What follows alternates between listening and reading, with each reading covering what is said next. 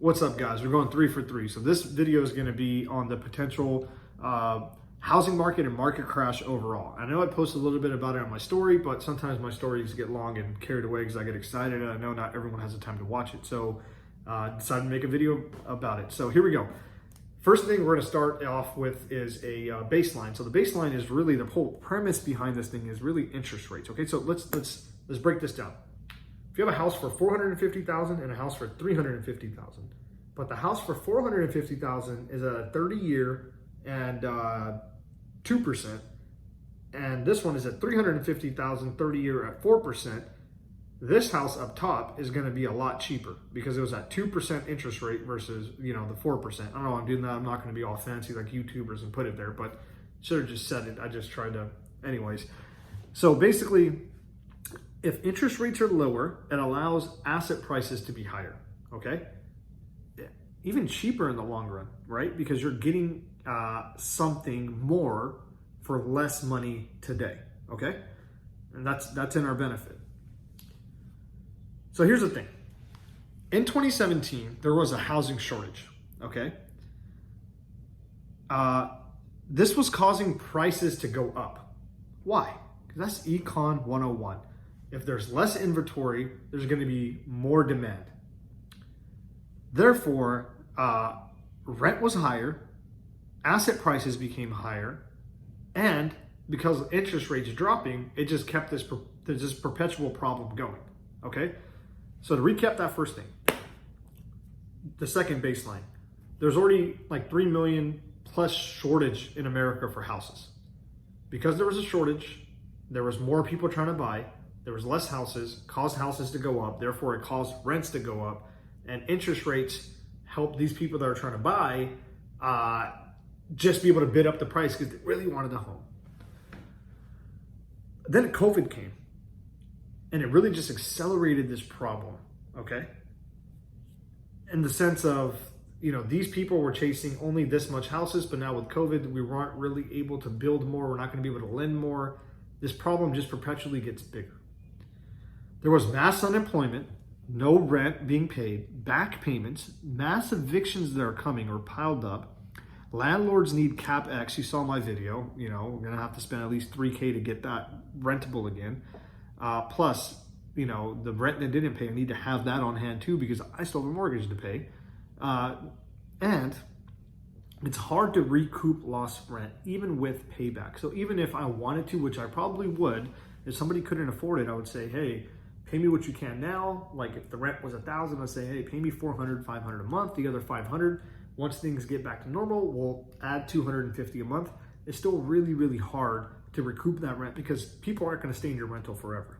They're going to move on in life. Things are going to happen. And this whole thing is just going to be a disaster. So those lost rents are just really lost rents. You're just trying to cut, you're going to have to do what you're going to do to make it by. So now the next thing, who's at most risk though with this? With everything that I mentioned, the shortage, the no rents being paid, the evictions, the unemployment rate, people not having enough money to pay.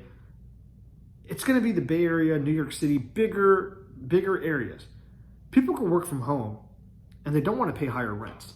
And they really don't want to pay higher asset prices if they can. So look for them to no longer be in these big cities. We're already seeing a mass exodus from these populated areas. The single families will be hit the hardest and the most. It's going to take 12 to 18 months. And because if you're renting, your eviction, it's going to hurt, but you're always going to have a place to stay. But if you're renting a home, if you're buying a home and both of you or one of you or whoever the person is loses their job, loses everything, it's going to be hard to maintain that a house. Sorry, I cut off there. That's going to be the hardest thing to maintain. So evictions will make it hard for the people to buy. Yes, that's another fact. Of course, if you have eviction on your record, if it decides to stay on your record, it's going to be a lot harder for you to buy a home right away because you're going to have to work to get that fixed because it hits your credit score.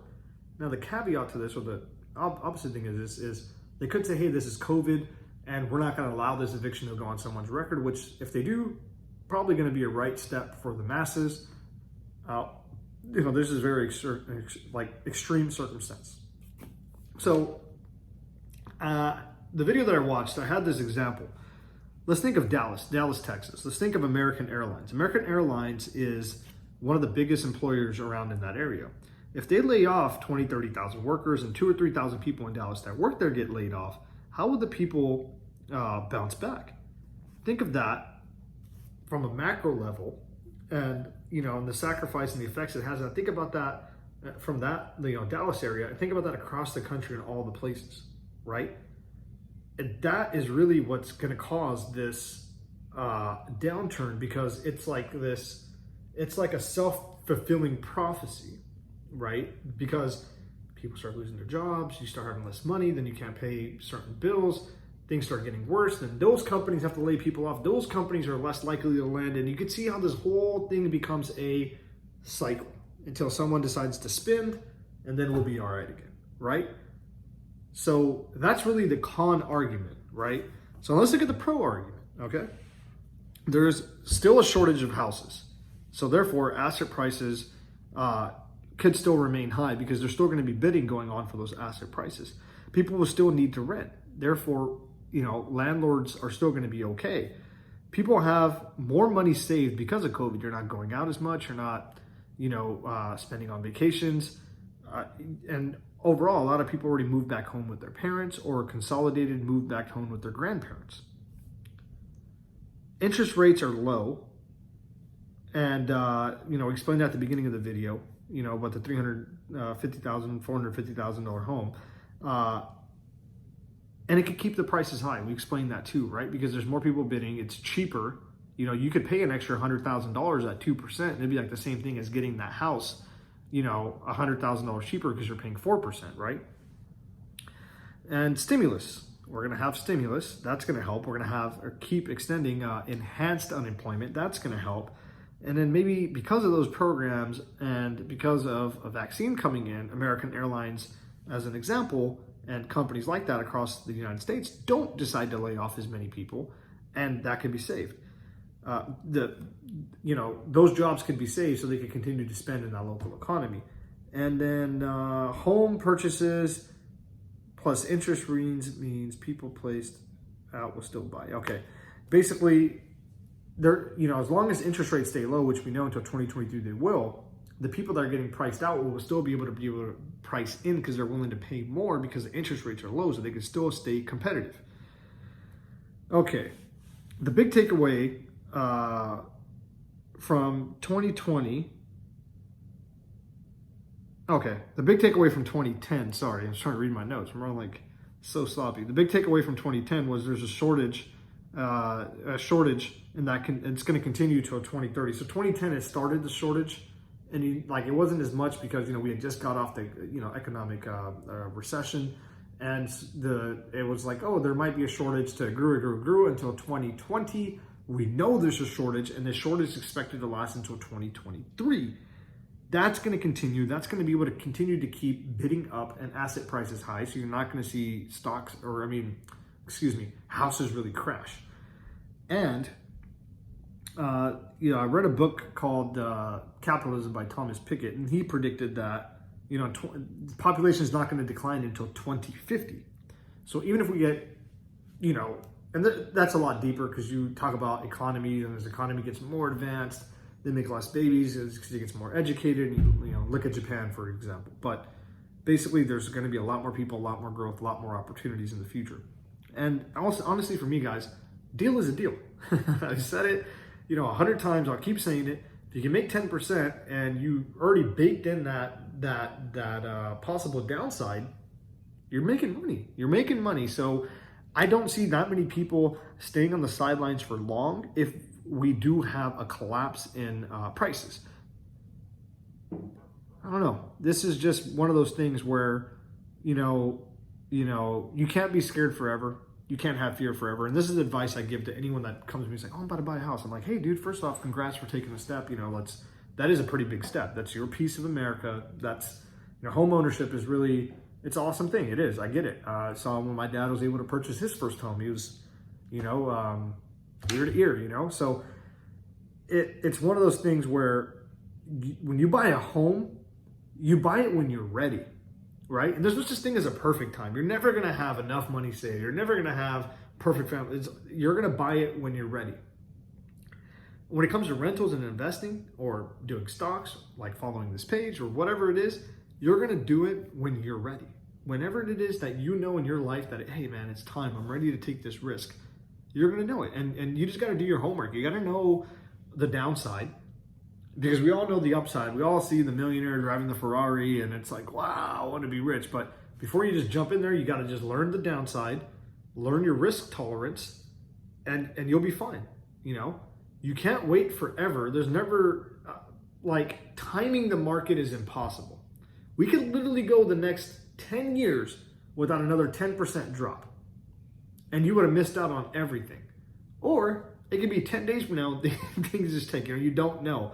If everyone knew when was the bottom and when was the perfect time to buy, everybody would be a billionaire. Everybody would be a millionaire. It just doesn't work that way. You have to take, information like what I gave you, read many articles, get a feel for people, get a feel for like what you think, and then it's just taking your best guesstimate, right?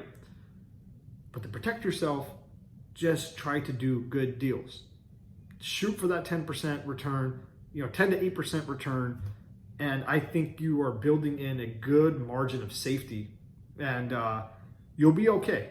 And overall, after all this stuff, and talking to my loan officer about it too, he's like, hey, you're buying cash flow properties and you have a lot of the downside is protected because of, you're making so much cash coming in that even if you had to give that cash up, you'll be okay.